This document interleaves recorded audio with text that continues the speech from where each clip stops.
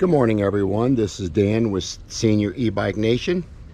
Getting ready to go out and do a 30-mile ride today on my Cyrusher Kommoda. I'll show you the bike real quick and we'll get on our ride here. This is a excuse me, 20-inch fat tire bike made by Cyrusher. It has, of course, it's got pedal assist between 1 and 5, and here's all your pedal assist buttons here, and this to turn the bike on and off here.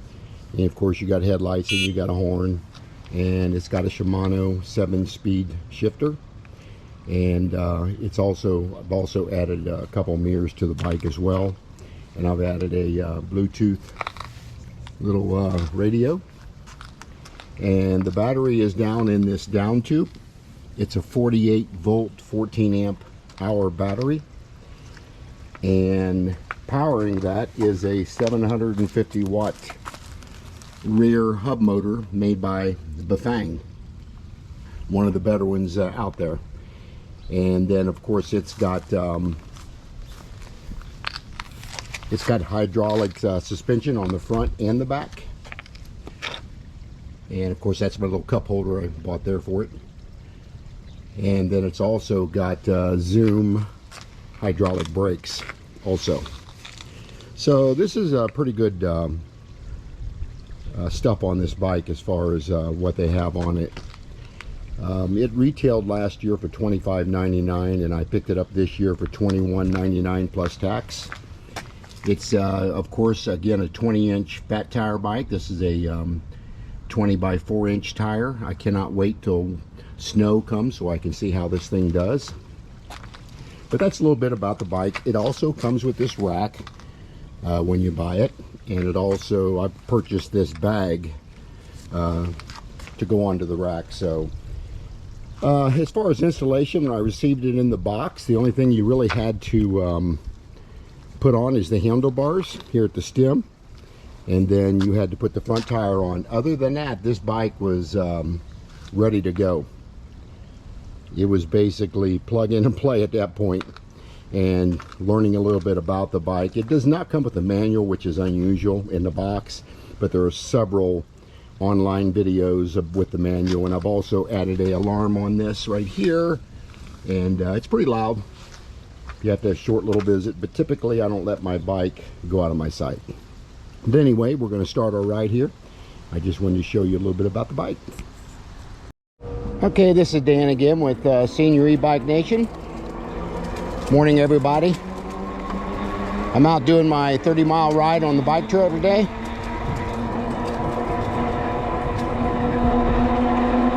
It's probably 55 degrees outside. It's a little breezy, but it's pretty nice. Yeah, you can really smell the fall in the air. All the leaves, and I really like riding in the fall, and I really like riding in the winter, believe it or not. As I mentioned earlier, I can't wait to ride this thing in the snow. See what these fat tires will do.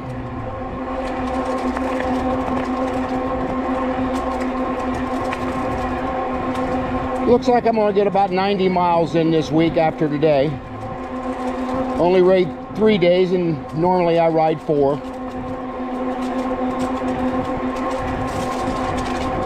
Again, we got the elections coming up on November the 8th. I encourage everybody to get out and vote. Your voice will be heard. And I certainly recommend that pay attention to all the surroundings around you. Everything that's going on in the world.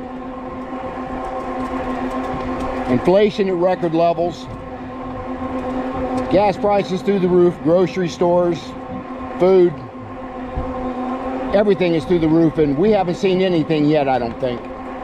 I believe 2023 is going to be a shocker to everybody. Of course, I'm a prepper by nature. I'm one of those 1% of the people that prep. I have a lot of beans and rice and all kinds of stuff in my lar bags. And I've got a lot of canned goods put back. I've got a lot of stuff. I can pretty well get my wife and I through 6 months to a year without having to go to the store. So I highly encourage, if you've got room to prep, if you even have to put stuff under a bed, that's ideal.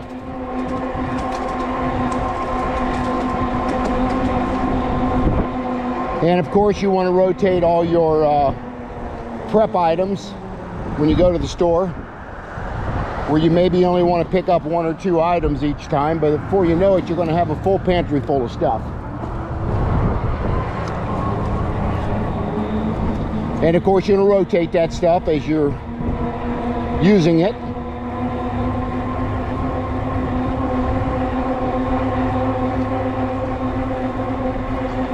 I mean, it's kind of hard to really store a lot of things in detached garages.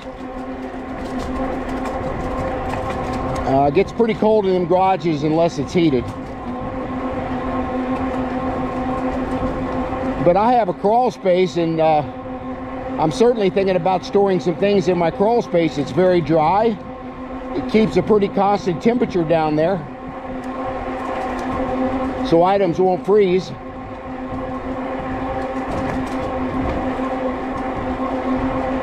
And if you're a gardener, that's very important that you put up what you can. I don't care if you're doing a little container garden. If you don't have any land or any ground that you can dig up, you can always do hydroponics, where you can grow vegetables in buckets, and you can grow them in like Walmart bags. You can put them in kiddie pools that you buy at Walmart for like $7 or $8. I used to do that kind of gardening. It's very successful.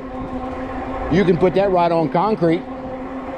You just fill the water up about 2 inches in the pool, and then you put all your dirt and everything in the bags.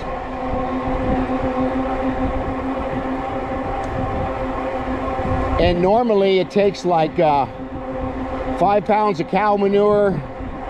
I'm doing talking about a mix now, about a 5-gallon bucket of cow manure, 2 5-gallon buckets of peat moss.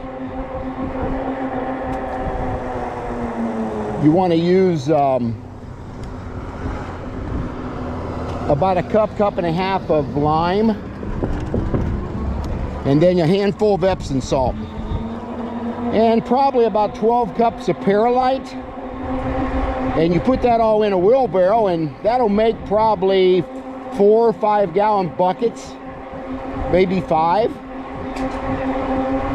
that you can plant your vegetables in. I've had huge success with that type of gardening. Of course, that's hydroponics. And you can put 4 or 5 bags in one little kiddie pool. And to keep the mosquitoes away in the water, you want to put gravel, fine pea gravel. Once you get the bags in there, you want to put pea gravel in the water, so there's nowhere for the mosquitoes to breed. That works very well.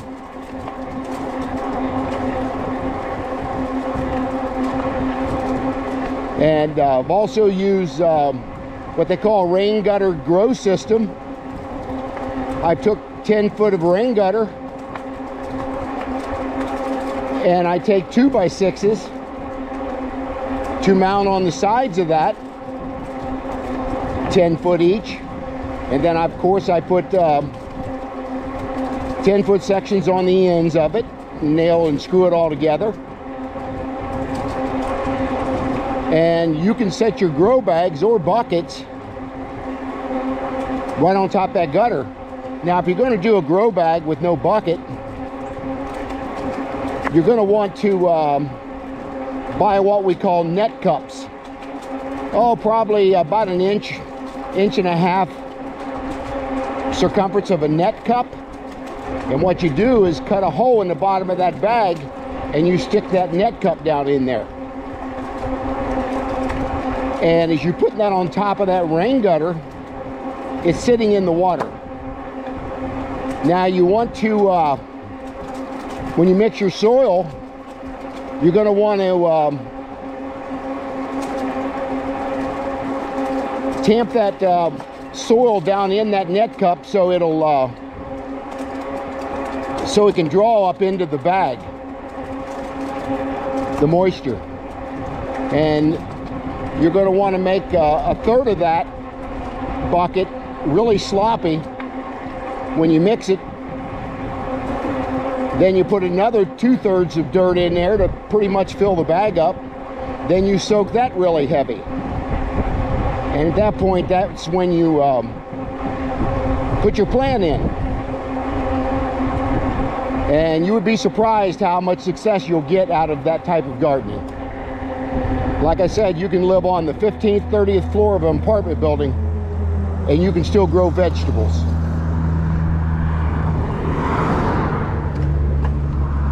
These are some of the things I really like doing. I like educating seniors on how to do this. Kiddie pools is really good for senior people because they don't have to walk out to a garden, they don't have to till it, they don't have to weed it. So it's a really good medium for seniors growing vegetables. If you would like a little more on that, put comments down in the comment section on how I do it, and I can put the recipe for you. Again, I'll put that in the link down there, the stuff that I use.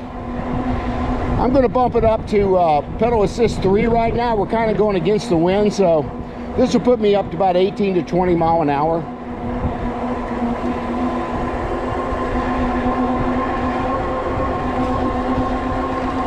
So now we're doing about 16 mile an hour, and we'll get up about 20 here.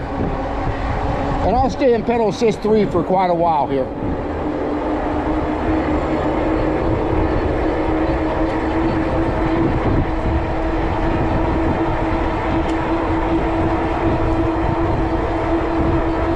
I rode yesterday on my other bike. I got another e-bike.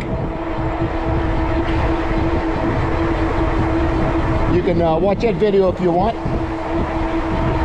But I was filling up food blessing boxes. Along the trail here, they have a box that you can put food in there and people can take it out, people that are hungry. So it's a great ministry. I highly encourage somebody, if they got them on their bike trails, to take advantage of that. It's kind of like your own little ministry. Jesus says in the Bible that I was hungry and you fed me.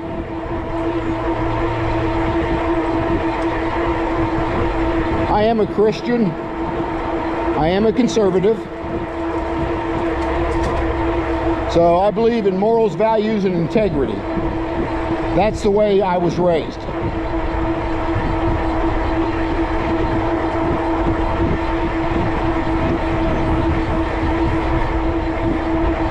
But since I retired a couple years ago, I really love doing this. Riding these e-bikes is a lot of fun.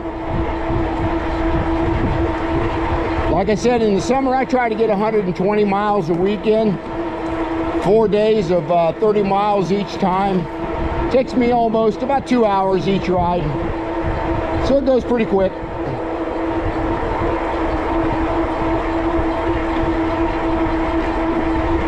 But share with me in the comment sections anything you're seeing around your area as far as fuel costs, food prices.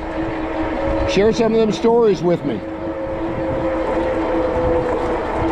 How the economy is affecting you. You know, we have to stay aware of what's going on in the world and our government.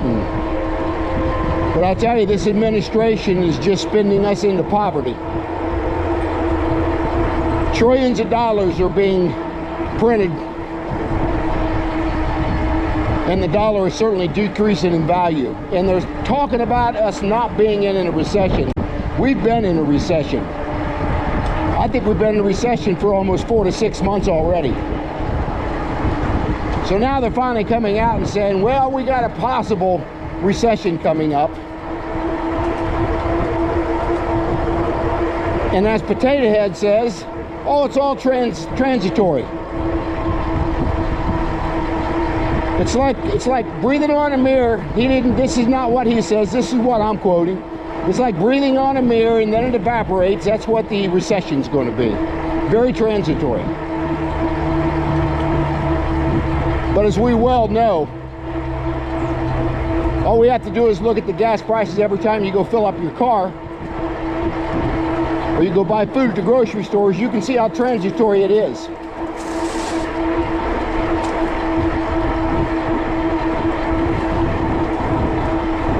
A lot of us preppers have been saying this for years.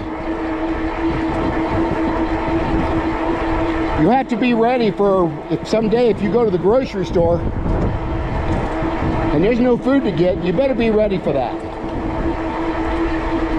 That's why home gardening is very important. If you've got a farm that you're already probably doing a lot of gardening.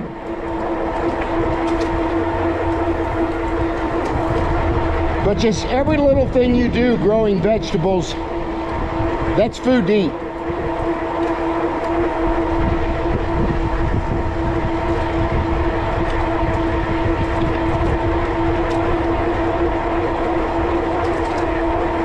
So I really encourage people to take care of your personal surroundings, what's going on. I believe in prepping medical supplies. A lot of gauze and bandages and tape. A lot of pain medications if you can get it. Over-the-counter stuff. Keep all that stuff prepared for a rainy day. That rainy day may never come, but it may as well. So be ready for that. There's a really good channel you can visit.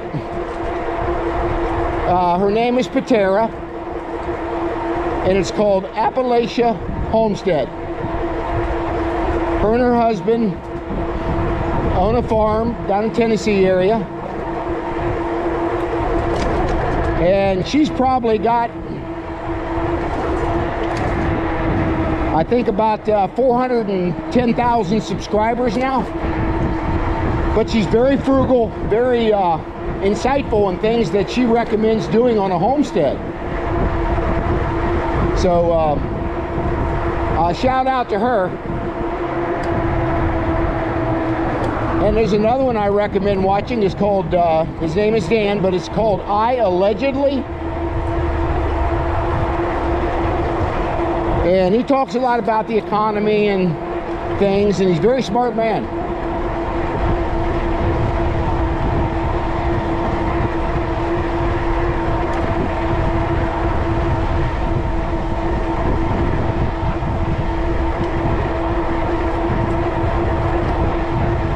As you well know, knowledge is wisdom. The more you know, things that you can do to help yourself and help others is really helpful.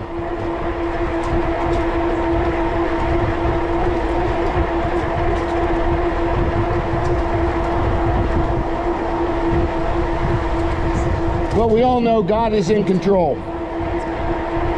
If you believe in God, He is in control. He orchestrates everything.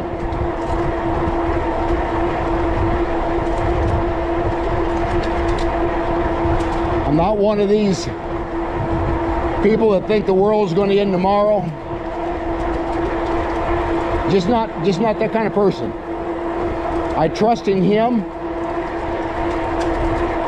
with everyday decisions, everything I do, I trust in Him.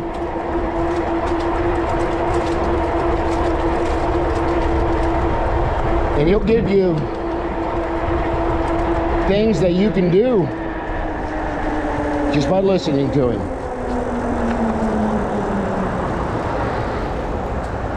And one of our first major intersections here we got to cross.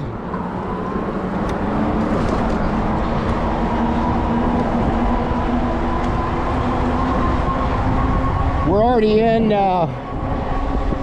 about 5.5 miles here. And we're down to about 90% on the battery. That's about average. colder weather really affects these batteries.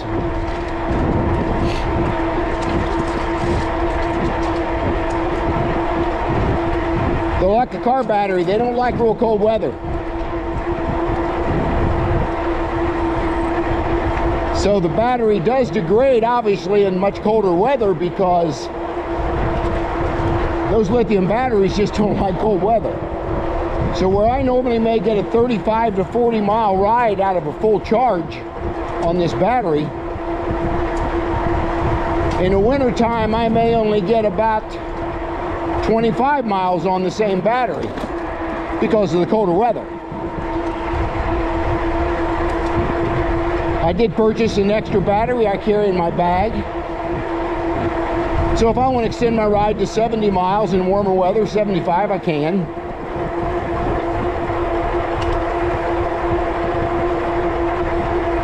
But I do carry an extra battery. One good thing about a rear hub motor like this, if you break a chain, you're still going to be able to throttle home. On the ride here, it's got a half twist throttle here. And if you break a chain, you can just take yourself home or wherever you're going to. On your left, where if you have what they call a mid-drive motor, which is up under the pedals, you break a chain, you're going to be pushing that bike. So it's got its advantages having a rear hub motor. I did a lot of research on that before I bought this bike.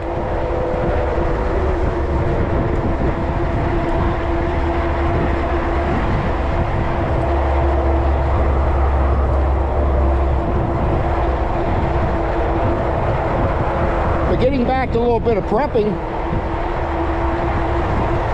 as I mentioned, it doesn't hurt when you go to the store to pick you up a couple cans of beanie weenies or some extra rice or some noodles and store them for long term. I found the best way to store it is in Mylar bags where you can put oxygen absorbers inside that bag. They sell all this on Amazon. I heard there's a shortage of Mylar bags. I haven't had to buy any, so I'm not sure about that yet.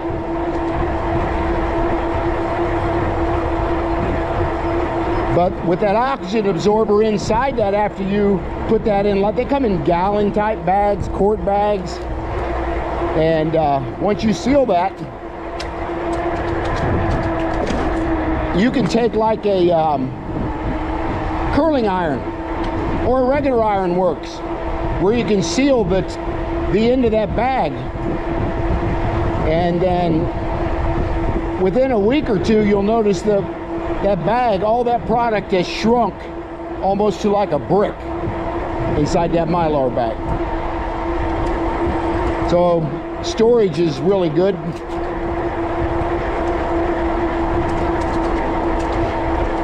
I carry, once I seal all that, I put it all in big plastic tubs. It's got a lid. And you can store them again wherever you can. And some of that product will store for 10 or 20 years. Again, I don't say that's the answer to long-term food insecurity, but it's certainly going to get you a ways.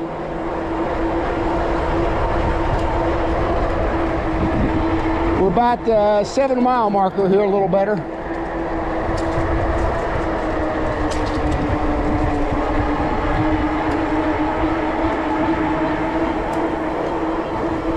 But what I really like doing on these e-bikes when you're riding them, first you meet a lot of neat people on the trail.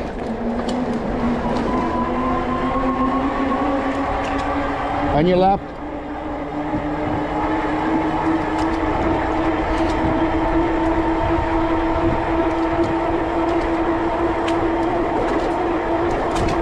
of course, you want to be very courteous when you're passing somebody. You always want to say on your left, or I've got a little horn here.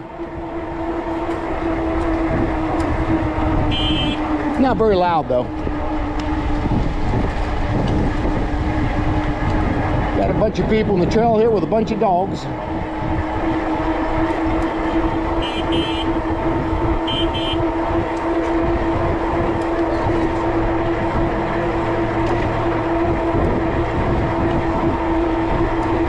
You see, that horn's not very loud. I just soon yell sometimes. You gotta watch little kids coming, they're walking with their parents, or any, you know, the real little kids, 2 to 5 years old, something like that. You'll holler on your left, and that's the first place they want to run, is on their left. And so you got to be really careful when you're riding these things that they don't run right into your path. Because you're riding along 18, 20 mile an hour, you're going to hurt somebody on this bike. Now this bike is rated for 275 pounds. That's including what you're carrying on your bike and yourself. I weigh about 215, plus everything on the bike is probably another 15, so I'm only putting about 230 pounds on the bike. Of course, the heavier you are riding this bike, you're going to degrade the battery faster because of your weight.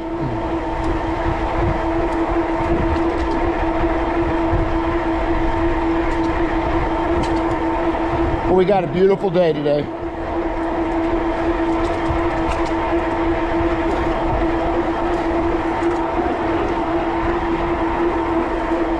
We may be into our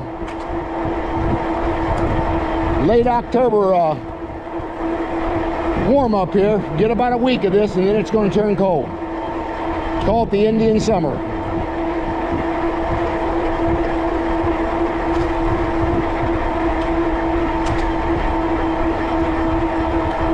As you can see, I don't think I've passed any bikes yet today. I might up here a little bit farther, but right now there's not many people on the trail. It's a weekday. People are work.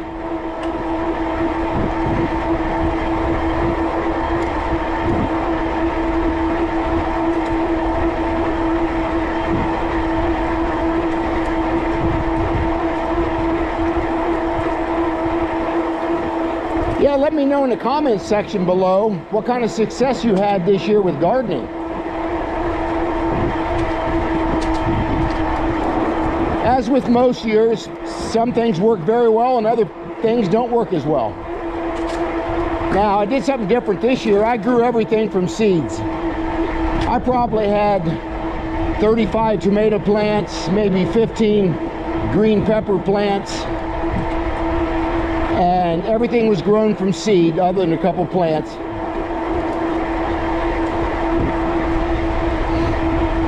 And I had really good results with the green peppers. But with my tomatoes, now a lot of this was put in raised beds. I did use some hydroponics in the buckets. My tomatoes didn't do really well this year. We had a big drought about the middle of June. Even though I kept watering them buckets every day and watering the garden, we had such hot temperatures here in Ohio that they struggled. And I noticed something else, that I've talked to guys, people across the internet, that a lot of seeds they purchase from online seed people, the stuff that they grew was not what was in the bag. I mean, I grew tomatoes I thought were big boys or better boys or beef stick, one of those. Got a little detour I got to go here. And when they grew, they might have been a pear-shaped tomato. They looked like more like a Roma.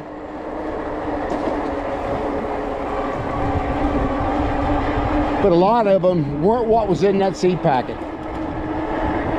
So this fall,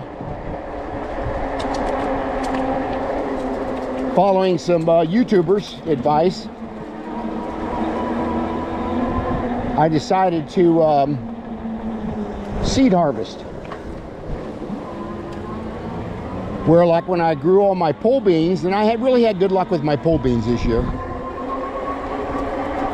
but I let a lot of those dry on the vine, and I seed harvested most of those.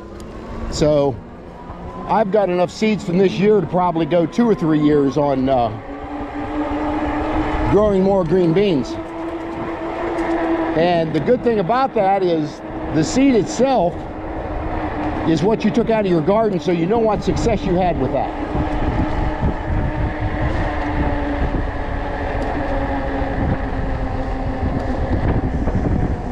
So I did do that. And then I ordered some corn seeds online this year.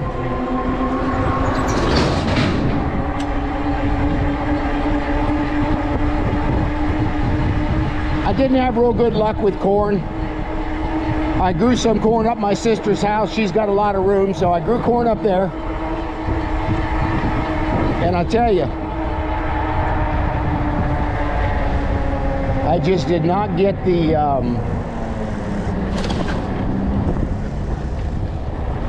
corn production I thought I would usually get.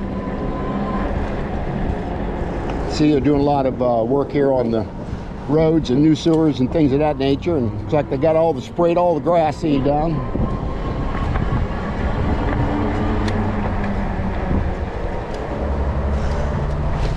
Back on the trail now. But my corn, and my sister had the same problem, that the seeds that we used, that we purchased online, was not the variety of seed or corn that grew. So I had ears that were deformed, I had ears that were very small, and they were all ready to pick. So last year, 2 years ago, I had a great success in growing corn, and this year not so good. But again, as I mentioned, a lot of these people across the internet are talking about the seeds that they purchased from these seed companies weren't what was in the bag. I don't know what's going on with that. So that's kind of concerning going forward.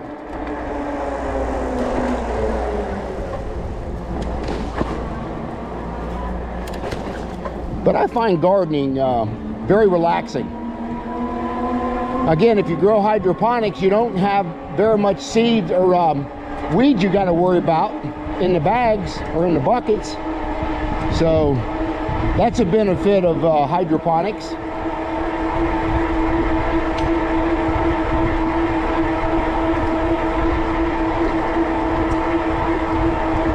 But we had such a hot spell there in June and July that it really limited the production of my vegetables, especially tomatoes.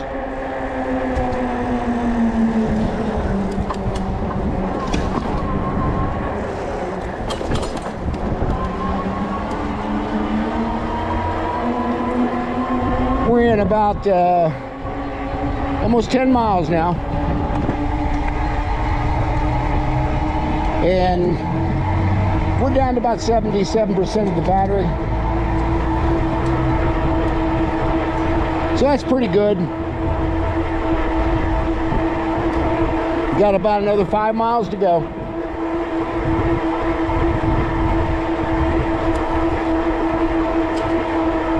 But yeah, I'd like to have you guys share with me in the comment section about what you're seeing across the nation or across the world.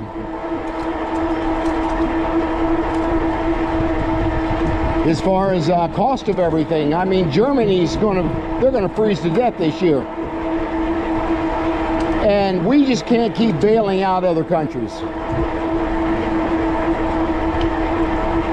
I'm a firm believer you take care of your own, right here at home.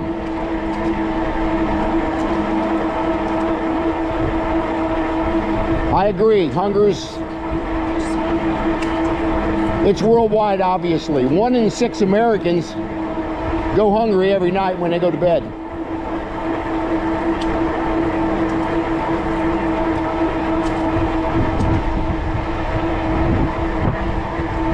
And that's why these food pantry boxes, these blessing boxes, are very important to me, where I can help keep that filled up and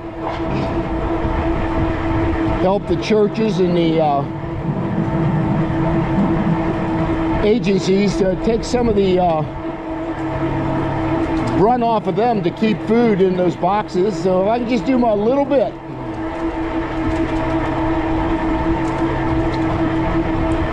I had been at a previous church where I worked a food pantry. It was a mobile food pantry we did, where we fed about 12 to 1,500 people at one time, back about 10 to 15 years ago, every month. Now, a lot of the food we got from the food bank, obviously, and it was basically pennies on the pound back then. Even their food costs have gone up for food purchases from agencies.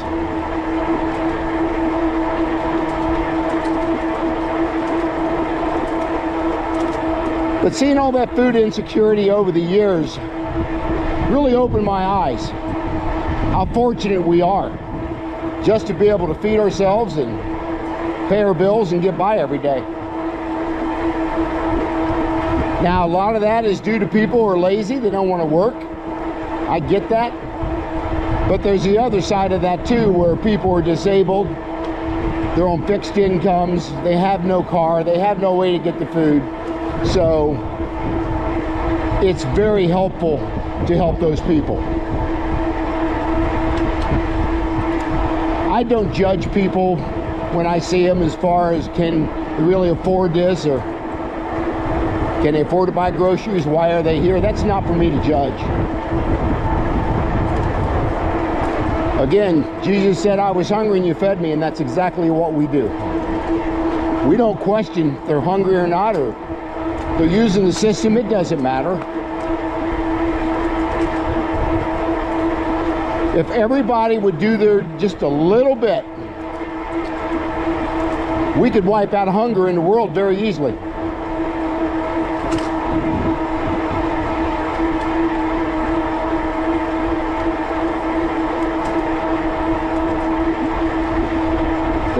Coming up on an area, you might see a deer or two. Getting close to rut season now, so they're going to be out moving around a little bit. I haven't seen it in about a week. Went about a week or two. I've seen them almost every day. And you got little rivers and open fields and stuff. That's where you'll see them on these trails. This is the only area right here that'll flood. There's a river off to the left here, and it may be 2 feet deep back in the springtime through here, so you're either going to turn around or you're going to wade through water to get up on this part of the trail again. But this whole trail is really flat. This used to be an old rail trail.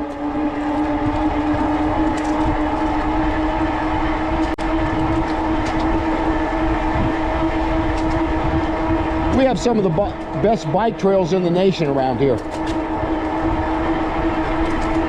I think Ohio may be the #1 state for bike trails. And we're going to come up on an area called Xenia Station, where is my 15-mile marker where I turn around. That's a central hub, I think, for Ohio. You can pretty much go anywhere, any direction, anywhere in the state once we get up there.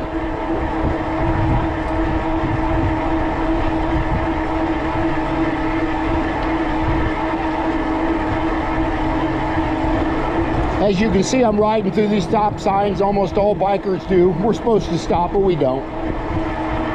Of course, you see traffic coming across there, you better be ready to stop.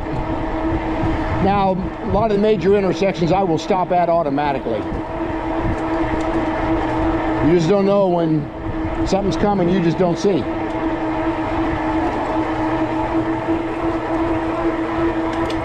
And as far as safety equipment to carry on a bike, I want to go over that a little bit. You want to get you a battery operated air pump. They're very inexpensive, maybe 20, 25 bucks. That way you're not hand pumping it. You can carry a hand pump, but the battery operates better. You want to carry bike levers. to where you can take a tire off if you have a flat tire. You want to carry an extra inner tube in your on your bike.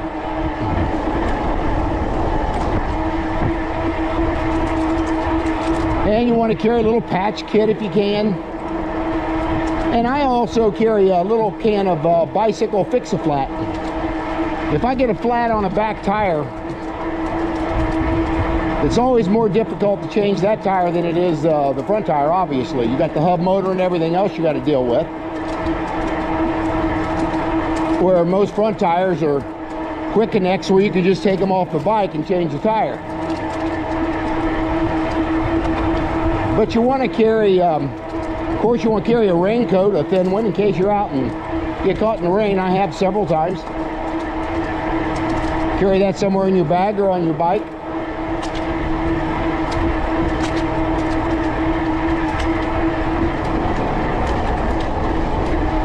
You always want to carry your cell phone.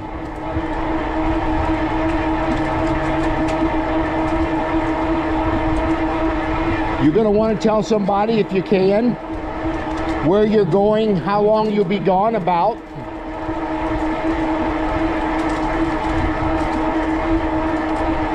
And about when you'll be back. I mean, for the most part, bike trails are pretty safe. But you get them occasional stories you'll see online where somebody gets attacked on the bike trail.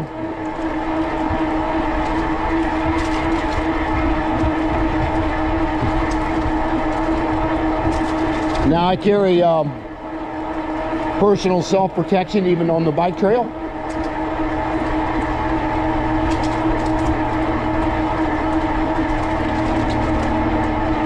And you want to stay hydrated, so you want to carry plenty of water. I only carry coffee, believe it or not. I don't normally get thirsty on the bike trail, but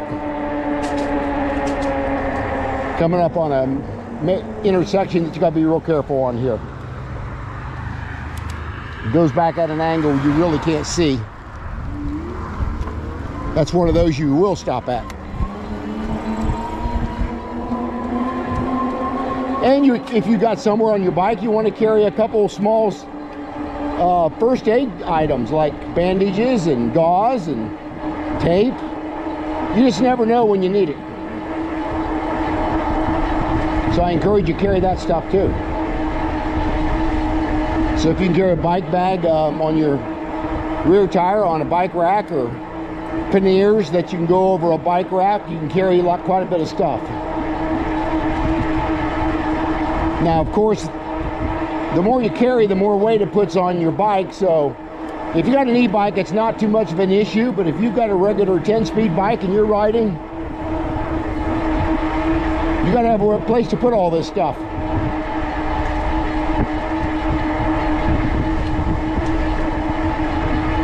I also carry inside my helmet, there's a place I can put a little paper where I can put my name, my address,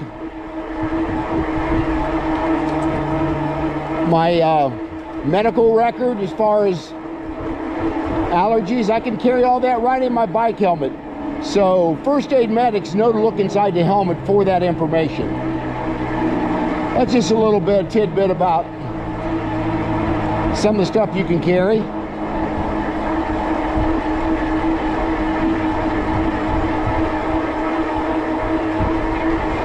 And of course, if you see somebody else that needs help on the bike trail, you want to stop and try to help. You never know, and that gentleman may not have what he needs to fix a flat tire, or don't know how to fix a flat tire. So some of the things you'll want to look for on the bike trail. Again, not many people, I think it just passed the first bike here a while ago.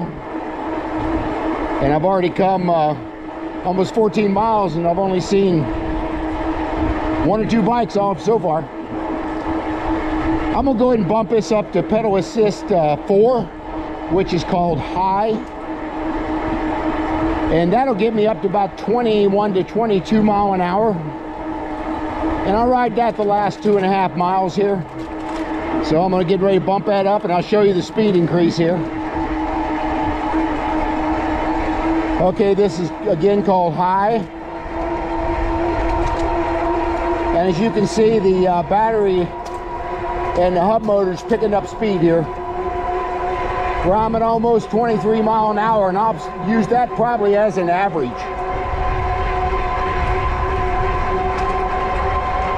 I'll stay in that speed all the way to my destination here, so that's kind of what it looks like.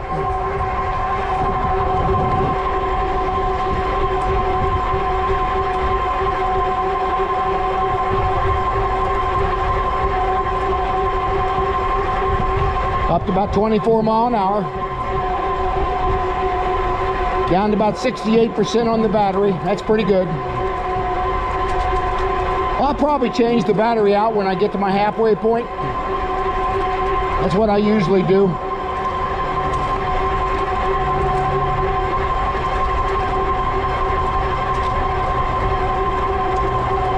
Now the noise you hear on the bike, that is the hub motor. It's going to make a little noise. And you got these knobby fat tires too when it's on the road. So you're going to hear that too.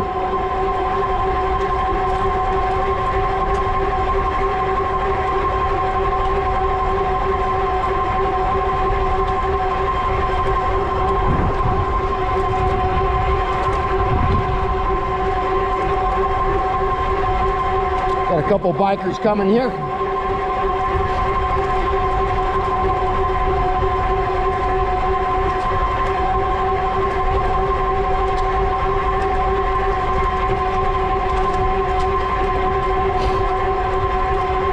I see a lot of the same people when I'm out riding.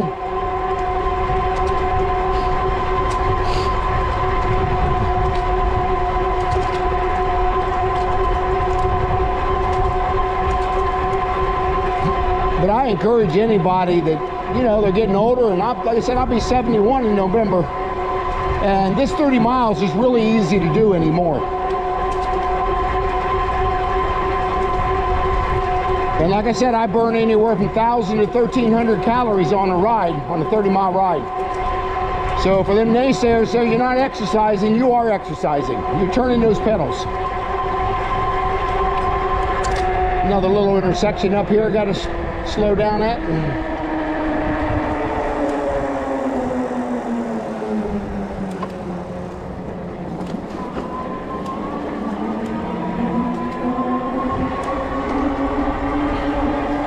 I'm about a mile out now to get to my destination.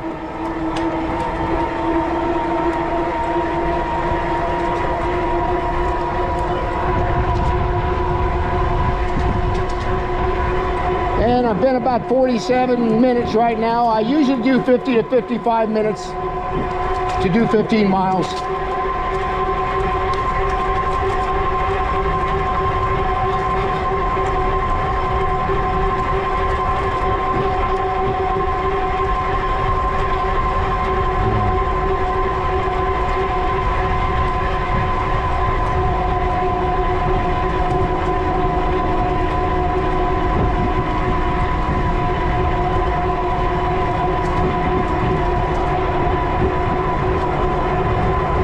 Also down in the comment section, share some thoughts with me about what kind of e-bike you're riding. Whether it's a step-through bike like this one, or 26-inch bike.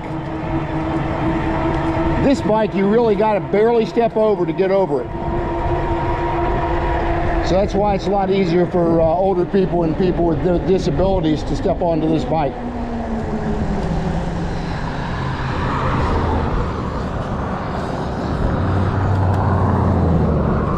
Like 3 little intersections I got to cross here.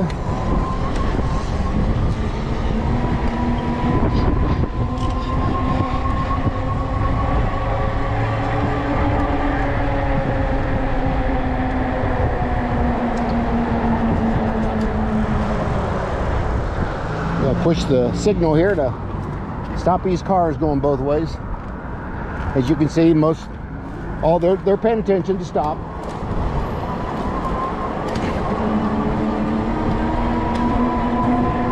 But you always still got to be careful as you're crossing. You get that person that's texting or on the phone or whatever and not paying attention to you coming across the intersection. So it's very important to Watch both ways before you cross.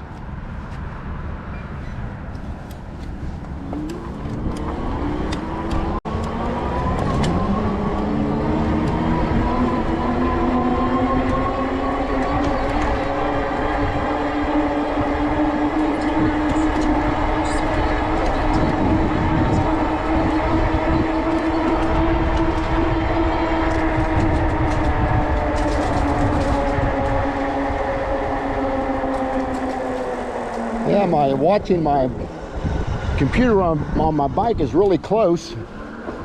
One says I'm about 15 miles, the other says 15.5, so that's pretty close. Of course, all that's run off GPS.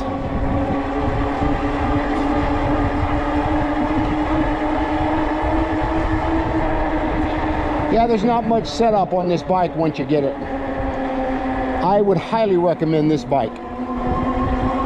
I've had zero problems with it since I bought it. Had a little clicking noise on the, seems like on the pedals as I was riding the first couple hundred miles, and so I decided to tighten down every bolt that was on this bike, and since then it's not made another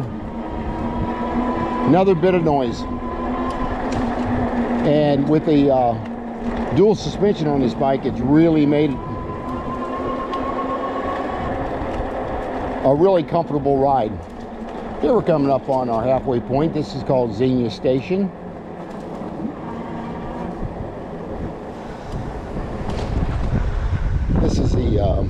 This is an old railroad hub. This building was built back in the 1800s. They rededicated in 1998. Got restrooms here, and they got a little map up here showing all the areas that you can ride on the trails. So that's really nice, and they got a drinking fountain up here and snack machines here on the other side. If I remember right, they have snack machines. They used to. But I'm going to ride around the back side of the building here. And they got security cameras all over the building, which is nice. They put signs up that's got that. And a little sitting area here for people, so that's really nice. So anyway, I'm going to get off my bike here, and as you can see, I'm down to 61%. I've come about 15.9 miles. The odometer shows 965. That's probably about 500 miles off. It should be about 1,400 miles.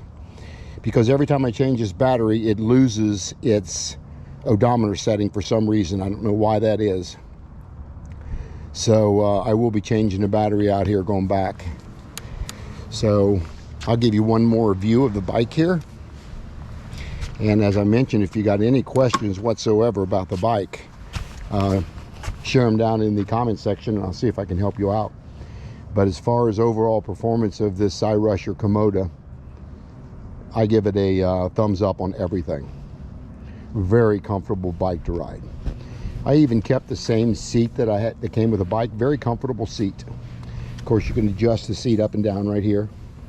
As you can see, you do not have to step over far to get over the bike, being a step-through bike. That's really, really nice. And but anyway, then we'll take this thing off here real quick.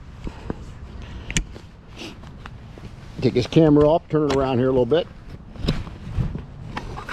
And if you've you got any comments, put them down in the comment section. I'll see if I can help you out. I hope the ride has been enjoyable for you. And I encourage anybody that they want to exercise, this is the way to do it. And I want you to hit the video if you like it, and subscribe to my channel. And then I will see you on the next video.